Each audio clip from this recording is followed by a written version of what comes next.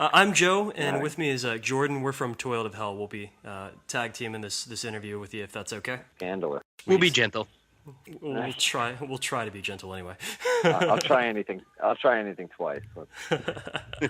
Liam, I'd say that everyone somewhat connected to the world of music knows you pretty well as the bassist for Dillinger Escape Plan. But you've got another band, one that's about to release its first record called A Stirring in the News. That band is called John Frum, which you have alongside Derek Rydquist of The Faceless, Matt Hollenberg, and Eli Litwin. And you've been working on this record for 6 years. How did this all come together? Well, I guess it starts with my friendship with Eli, which I guess goes back to kind of Ironworks era Dillinger. His other band, Knife the Glitter, had opened for us there. The Knife the Glitter guitar player is now our current guitar player, Kevin. So I think that's essentially where I, really got to know Eli. We played together for like 2 weeks. And in that time, we realized how close we lived to each other in Philadelphia, like literally on the same street, just like a couple hundreds of, houses away. So we just kind of built a, friendly relationship that occasionally turned into us jamming.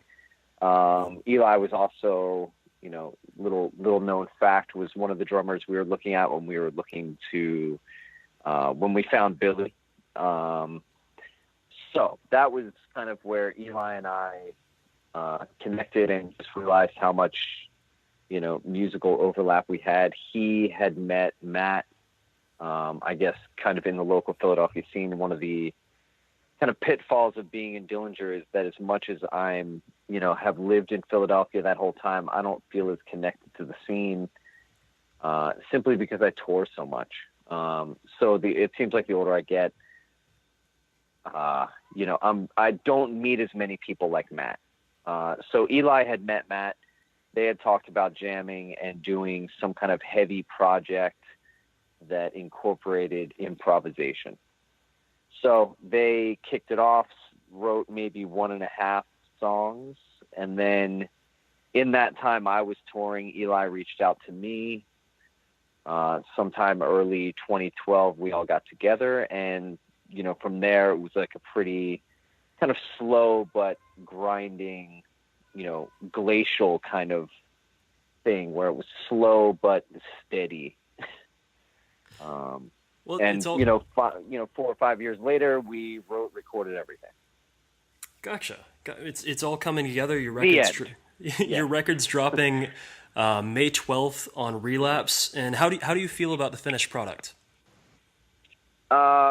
Really excited about it. I mean, there's always, I think there's always a feeling of I would do this differently, or I like to say there's like a Persian stitch where like you almost deliberately have to leave something unfinished so as not to compete with perfection or God or something.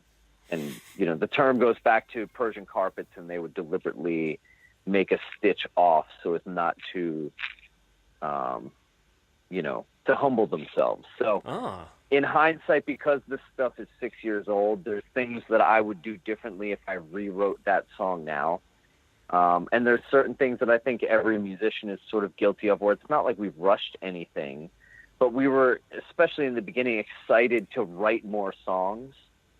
So maybe some of the earlier songs to me sound undercooked because I knew we were just like excited to get to the next song, because that song was like opening up so many doors. And especially as you're getting to know each other, like I said, I didn't know the guitar player Matt prior to this, and don't really even feel like we really connected on a personal level until almost a year into it, because the rehearsals were so kind of serious, I guess.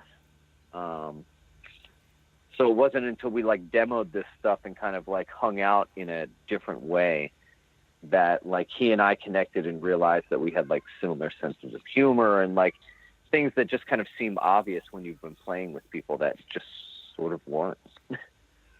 Well, that's interesting because Matt plays with John Zorn, and I would say that here a lot of similarities between the jazz sensibilities of Dillinger Escape Plan and that band as well. Yeah, but I mean, I guess one of the interesting things about all this is that happened like halfway through this John Frum project. So, I didn't know Matt as that, and then that all started happening for him as we were, writing this stuff. So then that influence starts coming in, maybe halfway through our John Frum process. So, him being pushed into a more improvisational way, him working with Kenny Goralski and John Medeski in this. I know the first record's called Simulacrum. It's just this nasty, like, heavy organ trio. And some of that, again, kind of bleeds into what we were doing. So it was interesting just kind of having that happen in process and not necessarily like, oh, this is Matt from John Zorn. He wasn't Matt from John Zorn in 2012. Yeah, I wanted to ask you the name John Frum. Just a bit of Wikipediaing tells us that John Frum is an entity in the South Pacific, basically seen as a herald of cargo that would be dropped from planes during World War II. That basically the folks in these islands would try to summon these cargo shipments. Yeah, I mean, essentially, it was like. Go ahead. I'll let you finish the question. So I wanted to ask you, what does that mean in regards to this project artistically? What do you want that to evoke? Well, for one thing, I think I want to let it tell me what it's going to evoke. I know that when we decided on that name and kind of, just kind of conversed about that idea and the name and just, all the dialogues that brings up, I think it was kind of just like, wow, this is already so loaded. Let's just let it rip. And then once we did, again, like that influenced the songwriting too. You kind of were able to like identify the muse you were working with in a sense, which in an artistic way was interesting to be able to like actually put like a name to whatever that external creative force is that's working through us.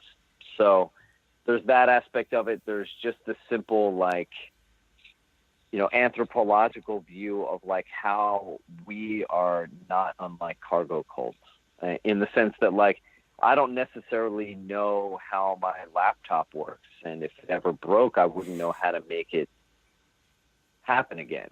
Like if the power went out, I'd be fucked in a lot of ways. So I think that there's just a lot of things where like, I don't really know where the power comes from other than just like I turn the switch and it goes on. Not saying I'm that dim, but there's like, a field of analogies out there. And just the idea of like all the funny rituals and things that we do, you were talking about, one of the things that I thought was fascinating about these John Frum cults is they would, once the soldiers left, they were obviously trying to bring back all their, like the spam and food that doesn't spoil and radios and uniforms and, engines and all this other shit. And so they start mowing down their forests. They have these airstrips built. They build wooden planes. They build control towers. They go out, they get flags, and they do a dance out on the airstrip, thinking that it's like the dance with the flags that brings the plane. When the reality is that the American soldiers were just like helping the plane land with the flag, so their idea of what caused things, their concept of cause and effect mimics just human nature. I think there's so many things that we do, whether it be like, like I want to believe there's an afterlife and I'm going to, go to church every Sunday because that's what I believe and it's convenient and it makes sense to me. So that's what makes me feel good on Sunday. This is what I'm doing. Whether or not there's actually any real reason to believe that that's how it's going to work.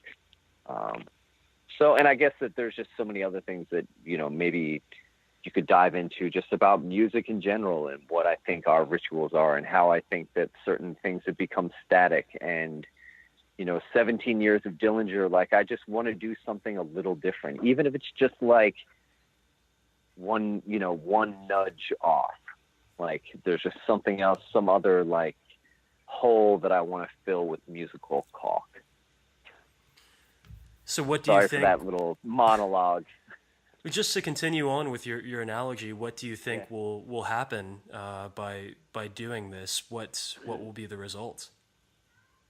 I mean, I guess that is yet to be determined. I don't really want to,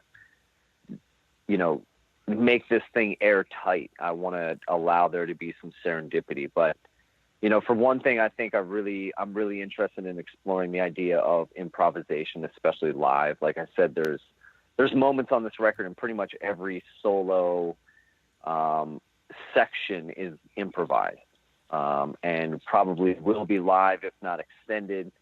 So I think that for me is like an exciting thing, because I'm kind of getting bored. Not that I'm not impressed, but getting bored with bands that do the same thing and every night and essentially just try to do it better or cleaner.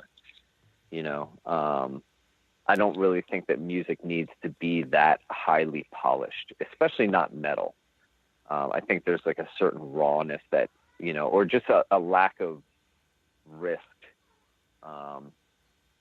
I don't really have the whole idea manifested, but I have big ideas about even just the presentation of it all. I'm really drawn to, like early Genesis and Portal and Sun Ra, and I don't even know, just these bands that have some level of production attached to it. I like kind of audience participation. I like, especially with the improvisational nature, I would love people to even like come and, just see it in a different way, because every night's going to be different. Some nights it might fall flat on its face. Some nights it might be really transcendental. I have no idea. That was kind of something that I wanted to ask you. Dillinger Escape Plan is pretty well known as utter chaos to see live, just a storm of physical energy. I was going to ask if you were looking forward to playing in a band that's maybe a little bit more controlled. That is the wrong word to use for what you're describing. I think that there's something to be said about setting limitations, or like deliberately setting them. I don't necessarily like external limitations, but I think artistically giving yourself like certain colors to work with and limiting it to that kind of, opens up different things. There's kind of freedom and loss. And I think Dillinger absolutely expresses something that's like really pure for me. I've never, I didn't realize how much I like need that on a psychological level. It's kind of like drama therapy to get out and just like thrash really hard. But even something like playing a Halloween show with Dillinger where I'd put on a mask or something, I was like, wow, this is a completely different feeling, and it's almost the same thing with one small variable. And then it shifted the whole experience for me. I saw, just the way people looked at us differently. And something about that which just is fascinating and something I want to explore in some ways, maybe not straight up masks, but I don't know. And just kind of like you said, just a different energy, something a little bit more, I don't know, with as much emphasis on the live show. I don't think that like Dillinger without the live show would have ever been as popular or as meaningful, so I don't want to like discount that level of it, but I just think that the John Frum thing just, to me, needs some other level of production or presentation. I don't know. Like I said, I'm not exactly sure what that is, but if I'm asking the muse what it is, it just seems like it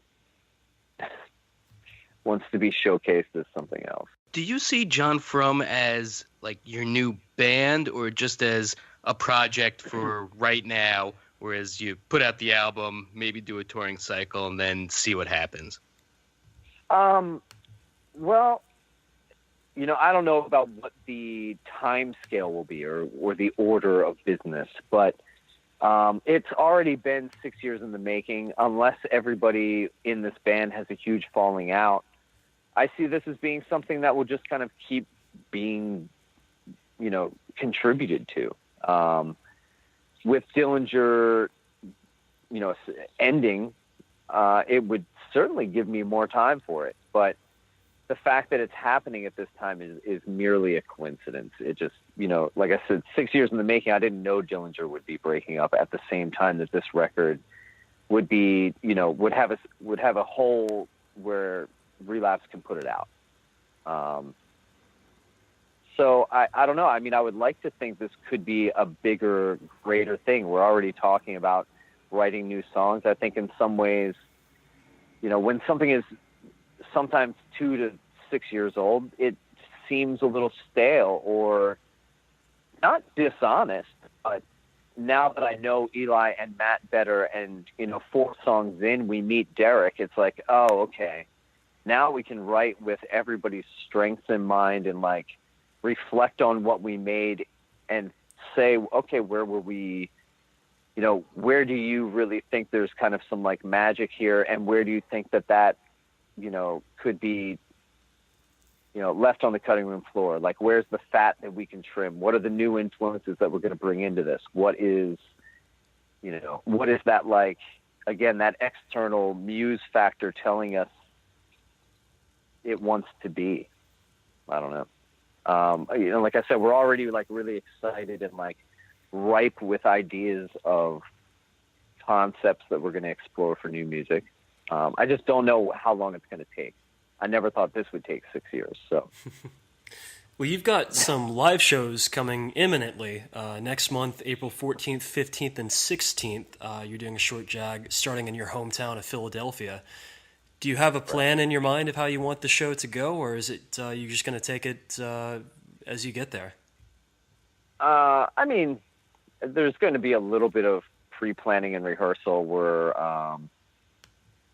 I can't really explain precisely why, but we have a guest headliner in mind who I just kind of have to throttle the announcement of for various reasons that will hopefully make sense at a later date.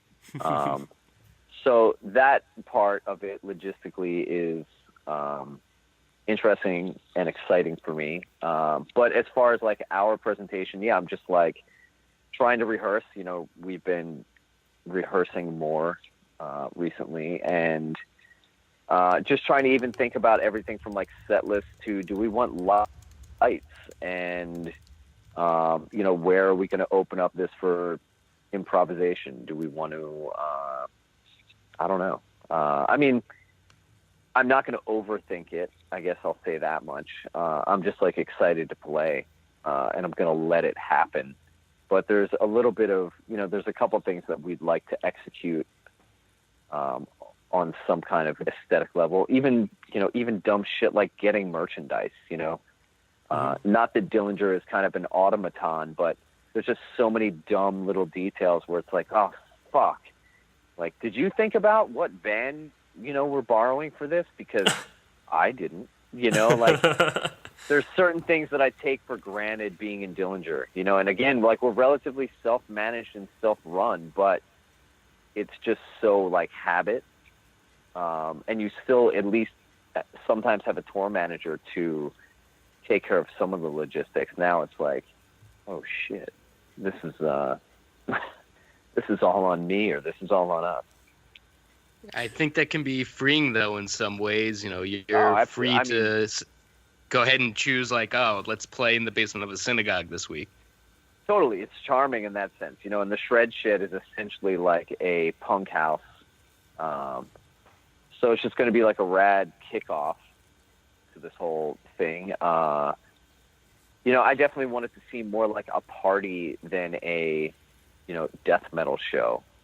I don't necessarily, just to speak on like the general climate of certain scenes, I would like it to feel like inclusive. I feel like everybody comes to a metal or like hardcore underground scene feeling a bit like a misfit who doesn't fit in. And then to get into there and still feel like you don't fit in doesn't make sense to me. So, I kind of want it to be an arena for your freak flag to fly. I don't want it to seem like a bunch of like people standing in the corner, arms crossed, or like moshing really hard. Like I don't necessarily think it should. That's not the vibe I'm going for. I mean, high fives and stage dives, that's where it's at. Sure.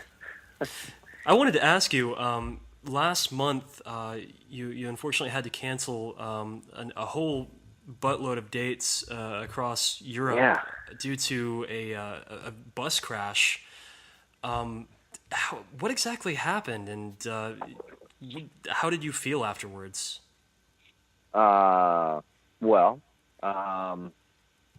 There's certain ways I'll have to steer my answer just to hold space for any potential litigation. Gotcha. And also just making sure I'm kind of speaking from my own personal point of view. Like I don't want to get into how anybody else is feeling or, felt afterwards. But, of course there is like a lot of existential shock that goes into something like that.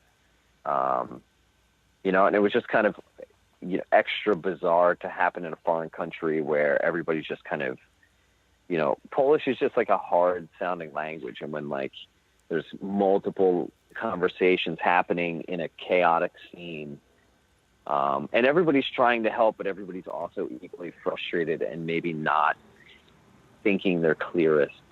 It was just like a really strange experience. And then having everybody just sort of disappear to like different corners and different hospitals. I was one of the last people to leave the scene. I was relatively, physically,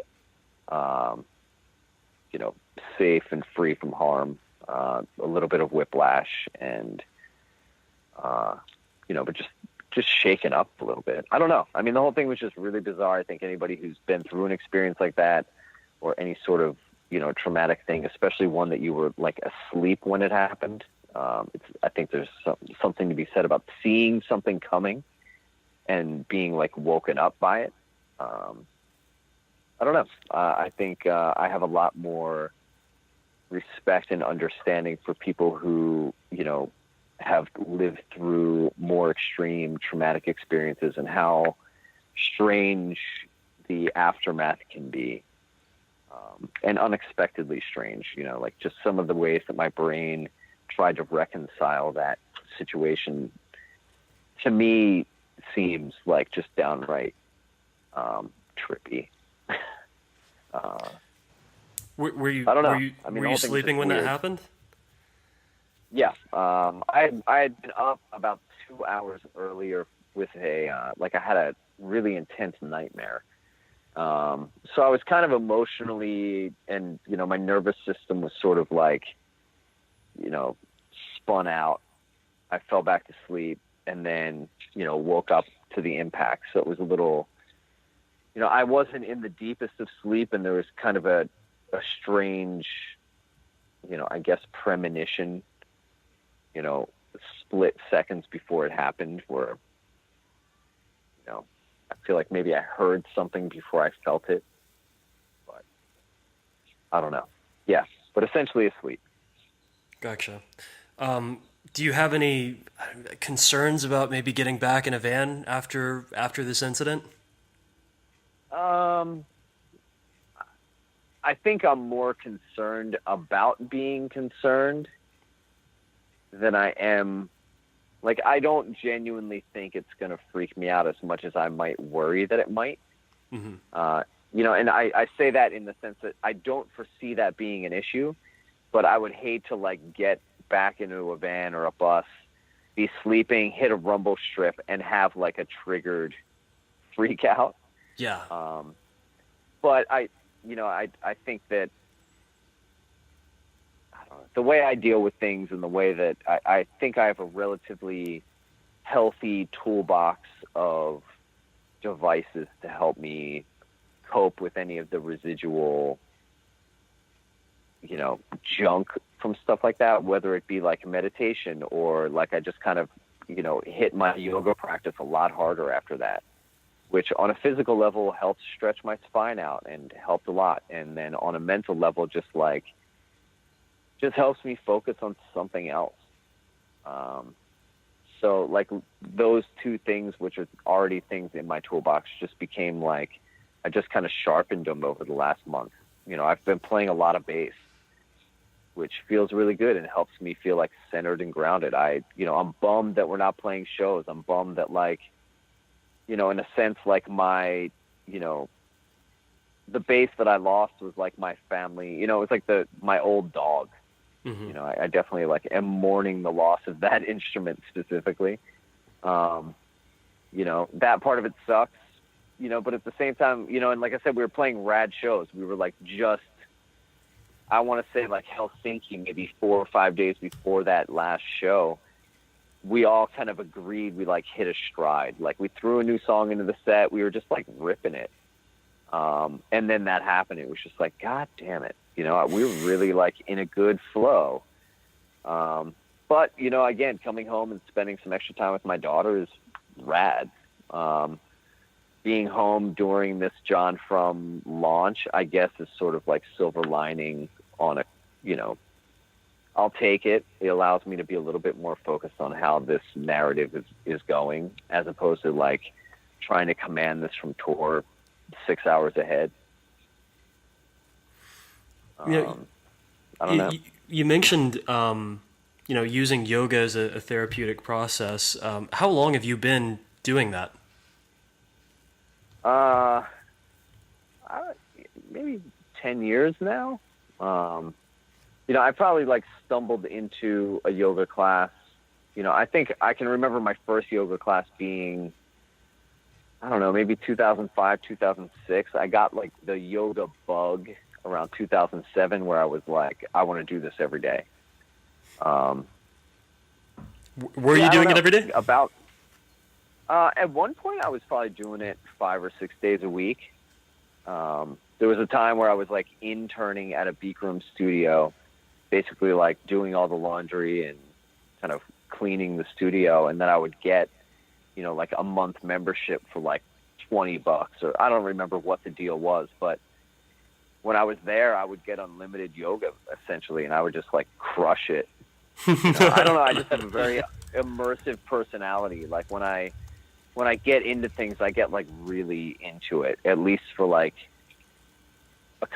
until it plateaus off a little bit. I just dive the fuck in. I did the same thing with bass. I did the same thing with yoga. I mean, my therapist could go through a laundry list of things I do that with. Whether it's healthy or not is subjective. Do you have any? Just because I was reading about this the other day and I found it fascinating. Do you have any thoughts on the founder of Bikram Yoga, what he's involved in right now legally? Yeah, I mean, I have a lot of thoughts and opinions on it, and I think without really getting into it, I think any earnest person knows what's right and wrong or good and bad. I don't necessarily follow that dude like he's any kind of guru, but I won't deny that his yoga and the kind of system or the sequence, I guess you would say, that he put together, and then adding the heat level to it, I can't deny that is some serious ass-kicking yoga. And I mean, whether you even want to call it yoga doesn't even matter to me. What it does for me is mimics being on stage. I really think there's something about being on stage and sweating my ass off on stage under all the lights and trying to remember how to breathe and trying to remember how to play bass and trying to remember how to perform without bugging out and being able to throttle the amount of adrenaline that's coursing through me. And maintain some level of awareness. It's very similar to a Bikram yoga class where it's hot as fuck. There's people all around me. I'm sort of mostly naked in some way, trying to do something that's essentially really uncomfortable, and I'm trying to like make it look and feel natural. That is fascinating. I've never considered the parallel there. As a side note, how much water per day do you drink? You must be constantly sweating. When I'm doing yoga, or even on stage, like, I don't know. I try to drink at least a half gallon to a gallon a day. I probably don't always get that close. I probably, I would say at this point, maybe half of that is coffee. But yeah, I try to stay hydrated. I try to stay conscious of that. Being on tour, doing a lot of yoga, your body just kind of almost like you're pregnant and you need like ice cream and pickles. I'm just like water, hydration. Yeah, I don't know. Touring has also made me really conscious of that. Greg is really conscious of that and has made me very conscious of that. Just how much hydration has to do with everything from your performance to your mood to, just the way your body functions in general. Hydration is Speaking the essence of swollenness. I'm gonna indulge. Yeah. Jordan, before we get into this next part, is there anything that you wanted to add in? I actually wanted to lighten the mood a little bit. A lot of bands like to name their fans. I think like Grateful Dead has the Deadheads, Megadeth has Droogies. I was curious what you'd like John Frum fans to be called. Might I suggest Frum Bums or possibly Frummy Mummies? I was gonna say, and what I've been, there's a lot of times where I like tease at this kind of wordplay or puns. Like I jokingly wanted the credits on the album to say "Frums" by Eli Litwin. Just like little, play on words kind of things. But I've, if it were up to me, and what I would probably push more than anything is Frummers. Mostly tipping at, are you familiar with the Mummers Day Parade? Yes. So being from Philadelphia, I think that there is a certain aspect of that I would tap into or am loosely influenced by.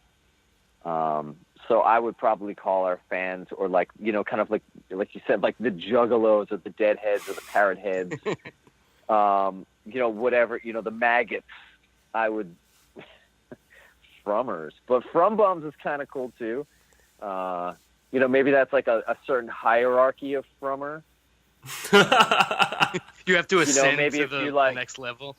Yeah, maybe if you're like, you go on, I don't even remember what they call it with like Fish, where you like a legacy tour or something. What do you call it when you like follow the band? I feel like there's like a term for it that I even know a guy who did that. I don't even know what it's called. Unemployed. Yeah, maybe unemployed. That is correct. Yes. Frum Bum. Yeah. Somebody in the comments will fill us in. I don't know. So we asked our readers if they could ask you guys anything, if they could ask you specifically anything, what would they ask you? Would you permit us to indulge some of these stupid questions that they sent us? Sure. How many passes do I get? You can pass on any one of these as you want. All of them. Yeah. We'll see. What is your favorite episode of What is your favorite episode of The Simpsons? Oh.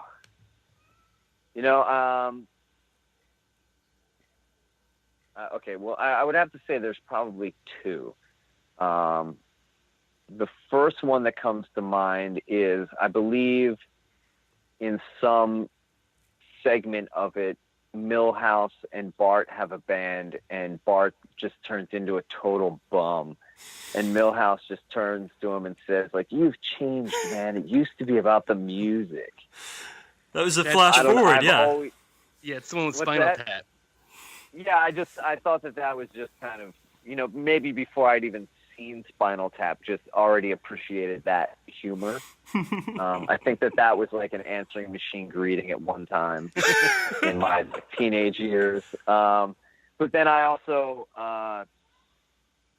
having been to Burning Man, I thought that the Simpsons episode about Burning Man was like suspiciously funny. Like one of the writers must have gone or been a burner, and just the riffs on it were just extra zingy. I don't know. But I haven't seen a Simpsons episode in a while. I'm way more partial to South Park these days. No disrespect to Simpsons. I think that was, a great wave to ride for the time, but I don't have a whole lot of time for TV. Yeah, I don't think I know anybody that's seen an episode in the last 12 years or so. Yeah, I mean, that Burning Man episode was the only thing I went out of my way to watch. That was maybe 4 or 5 years ago. So are you a regular burner? I wouldn't say regular. I've been maybe 5 or 6 times. I haven't been in a couple of years. Having a baby, again, doesn't put a full stop on it, but just kind of, I'm pumping the brakes on going back until she can wear a dust mask, and not pull it off in some kind of like toddler rage. And, but yeah, I don't know. I mean, I've been out there a couple times, and one of the last times I went out there, the theme was Cargo Cult, and that's where I kind of picked up on this whole John Frum name. And there was a black metal camp out there, and there were like really heavy, dirty, like D-beatish bands playing out there, which fucking blew my mind because it wasn't necessarily not to say it's a good environment for EDM either, but it just kind of makes more sense. Yeah. But to like have this whole other like community there that was like just as like dark and throttled as anything anywhere else, it was really kind of refreshing. And that's when we were looking for a band name, and it just kind of was like, oh, whoa, that could work. There you go. That's worth the price of admission there. You get your entire band name from it. Another question from the fans. How many times would you estimate that you've suffered a concussion on stage? Estimation 0. I'm a Terminator. No, it doesn't necessarily. I mean, to be honest, I have like the most bludgeoning instrument up there, and I've kind of sustained. I don't want to knock on wood, but most of my injuries have been to myself in some way, or some other thing happening, like something tipping over, or me just doing something stupid to my knees or my ankles or my feet. But yeah, I mean, collectively, I think there's been a few, but I mean, a concussion's a pretty intense thing. I don't know how many, maybe 1 or 2 collective concussions in the 17 years I've been up there. That's pretty good. Yeah. Would you ever like to do another record with Mike Patton? Yeah. Yeah. I mean, I'm pretty stoked to have even been able to say I did one. It's one of the things I look back on and feel sort of jealous of myself. I was 20 when that happened. Holy shit. So, so in a lot of ways I would be like, yeah, I would love the chance to do that again, knowing what I know now. I'm a way more articulate musician these days. So, sure, bring it. Maybe it will. Is there a specific musician maybe you'd like to have on the next John Frum album guest on? Yeah, I mean, there's a lot. I would probably say, a more, maybe some like ethnic guests, just some more like out there instruments.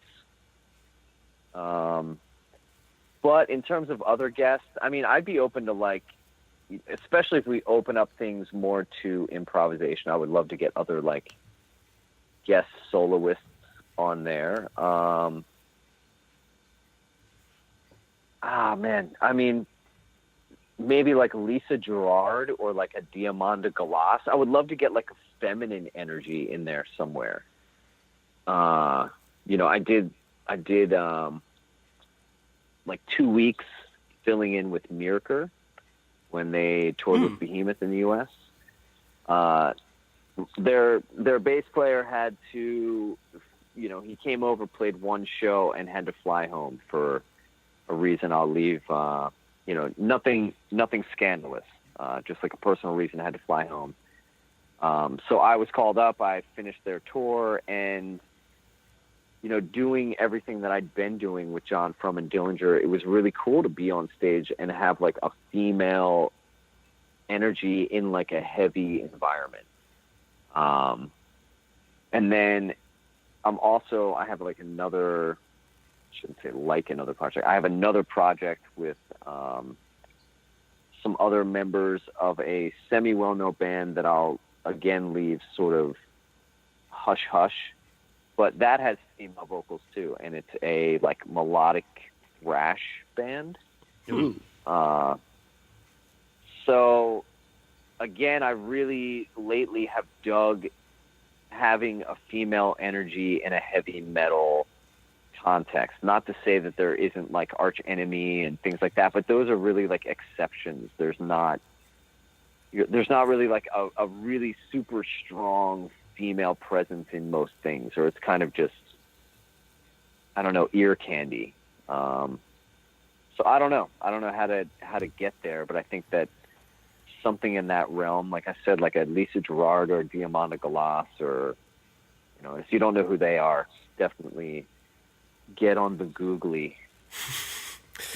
Well, at this point, I feel like if you put the flag out there, you're gonna get some responses. Yeah, if you're listening.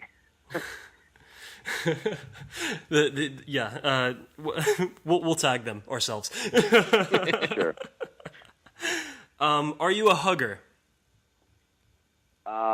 Yeah, I am. Maybe even a little more so after that Polish situation. That makes sense. I got no problem with hugs. I'm not a free hugger. I'm not like an over hugger, but just the right amount of hugs. I'm an earnest, you know, hello goodbyer. That's a good answer. That's a good answer. All right, we've got just two more for you. I pass? Did I pass? We definitely just got two more for you. Who was your the drummer that you feel like you worked best with in Dillinger Escape Plan? Penny, Sharon, or Reimer? I would say Billy for sure. I enjoyed them all for different reasons. You know, Chris taught me a lot technically, and just kind of as a musician in general. Like, he taught me a lot about work ethic and you know, just discipline and kind of playing with like a certain kind of fury. He was like a really kind of pent up, angry dude, and playing with him taught me like how to really like crack into my strings and like get an angry tone and to let that part of myself come out. You know, the like angry, bitter, masculine, Irish, whatever, you know? So then, you know, and Gil kind of taught me a lot about like having fun and like playing with sauce and just kind of like, he just had this like real natural, like Chris gave all the fucks. You know, Chris thought about every detail, and Gil, not that he didn't think about every detail, but he was more corporeal.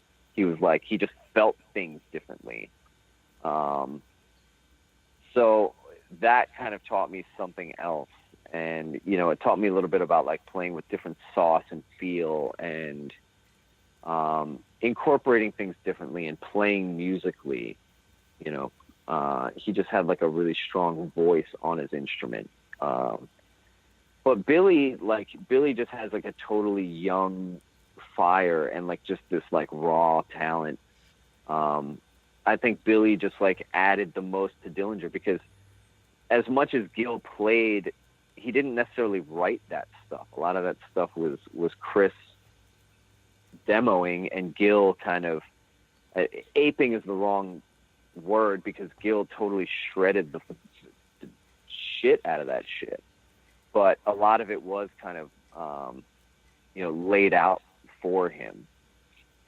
Whereas Billy came in and like really set up his own vocabulary and like really took Dillinger to a different place, and kind of let us do different things. And I don't know, he was just like really fearless about stuff, and still is, and is just like super hungry. And just on a personal level, like as a bud, I've gotten to, I know Gil really well too, but essentially my tenure with Gil was only about 2 or 3 years long. Mm-hmm. Whereas Billy, like I've been in a band with this dude now for like 8 years, give or take.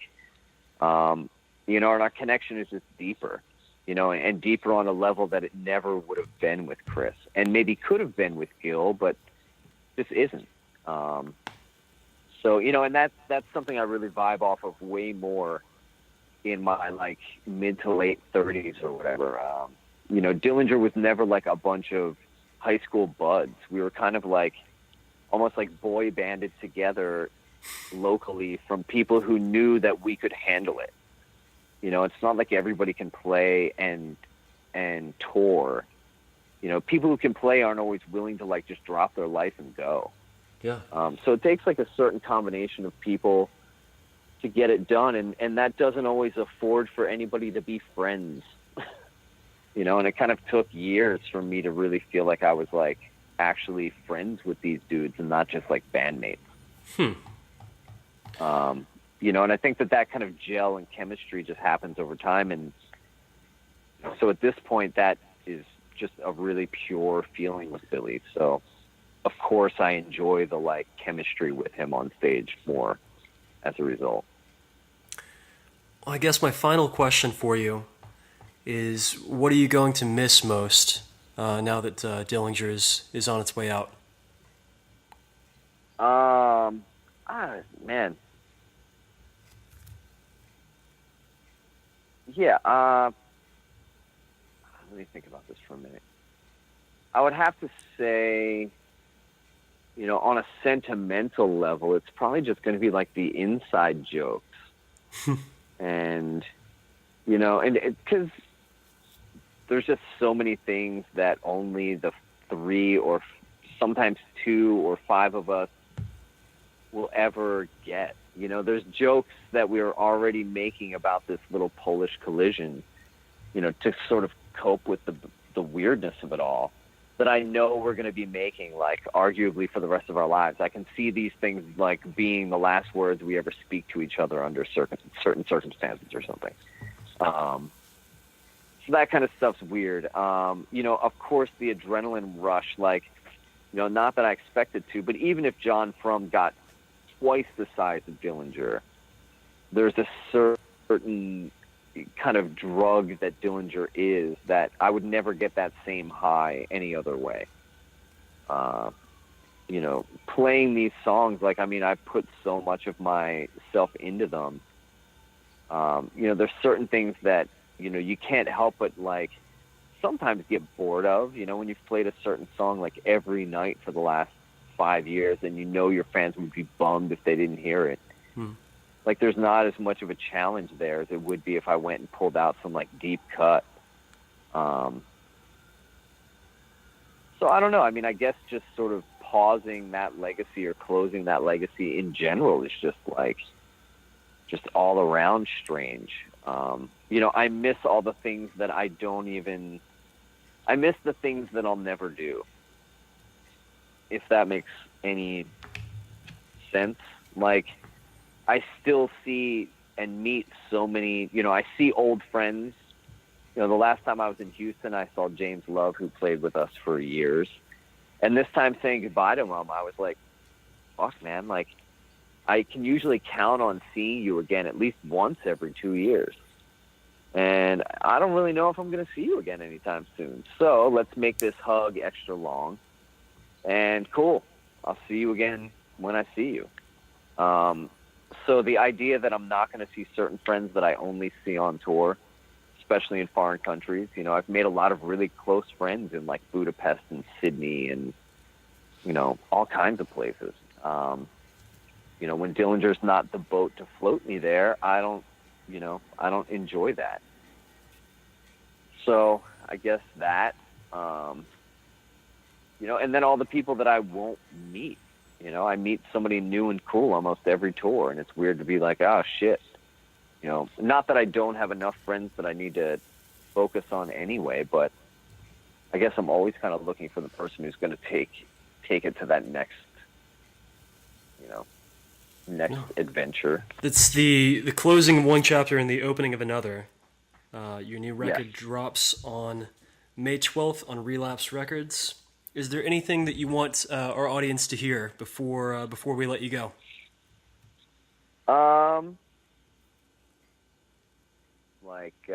Like advice? Whatever that you think that they need most in their lives. Oh man.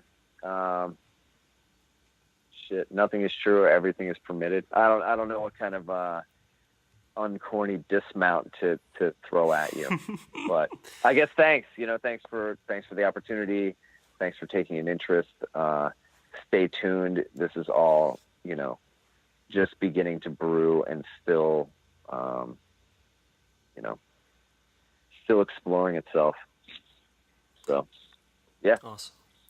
If you're in the neighborhood, go check out John Frum. Thanks so much for talking with us, Liam. Yeah, thank you.